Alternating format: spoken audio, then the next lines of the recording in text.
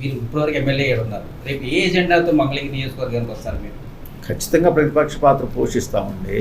ఎక్కడైతే నేను వైఎస్ఆర్ కాంగ్రెస్ పార్టీలో నాకు మంగళగిరి ప్రజలు ముఖ్యమంత్రి జగన్మోహన్ రెడ్డి గారు ఆ రోజున అవకాశం ఇచ్చారో ఆ అవకాశం ఇవ్వటానికి ఏమేమి వాగ్దానాలు మేమైతే చేస్తున్నామో ఆ వాగ్దానాల అమలులో ఈ 4.5 సంవత్సరాల కాలంలో మేము ఎక్కడైతే విఫలం చెందామో ఆ విఫలం చెందటానికి ఏమేమి కారణాలు ఉన్నాయో ఆ కారణాలని నేను ప్రజలకు తెలియజేస్తూ వాటిని చేయటానికి అమలు చేయడానికి కానివ్వండి లేదా ప్రజలకి పనిచేయడానికి కానీ అభివృద్ధిలో ఖచ్చితంగా నేను పనిచేస్తానండి. ప్రతిపక్ష పాత్ర నేను పోషిస్తాను. ప్రతిపక్ష పాత్ర అంటే ఫస్ట్ మీకు రైతుల సమస్యలే కదా, 2 సంవత్సరాల నుంచి రైతు సమస్యలు పట్టించుకోవట్లేదని వాదన వినిపిస్తుంది కదా, మరి ఆ ఎజెండాతో ముందుకెళ్తారా మీరు? ఖచ్చితంగా అండి. ఎందుకంటే గౌరవ ముఖ్యమంత్రి జగన్మోహన్ రెడ్డి గారి దగ్గరికి మేము 3.5-4 సంవత్సరాల క్రితమే తాడేపల్లి మంగళగిరి రూరల్ మండలాల్లో ఉన్నటువంటి గ్రామాల్లో ఆ రోజున ల్యాండ్ పూలింగ్ అనే దాన్ని తీసుకురావడం చంద్రబాబు నాయుడు గారు మనం చూసాం. 2014-19 మధ్య ల్యాండ్ పూలింగ్ వాలంటరీ అని చెప్పి కూడా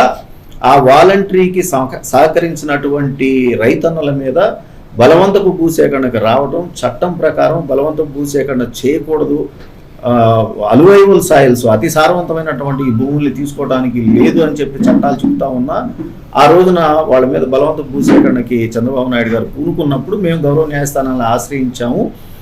వాటి మీద రైతన్నలకే రిలీఫ్ దొరికింది.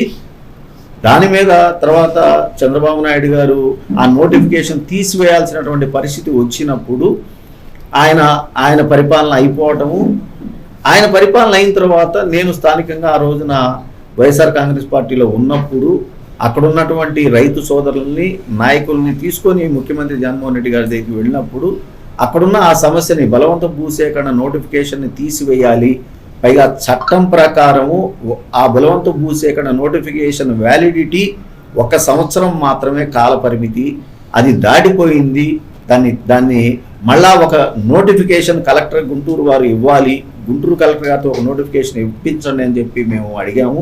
అది 3.5-4 సంవత్సరాల కాలం అయినా కూడా ఇవ్వకపోవడం అనేది బాధాకరమైనటువంటి విషయం.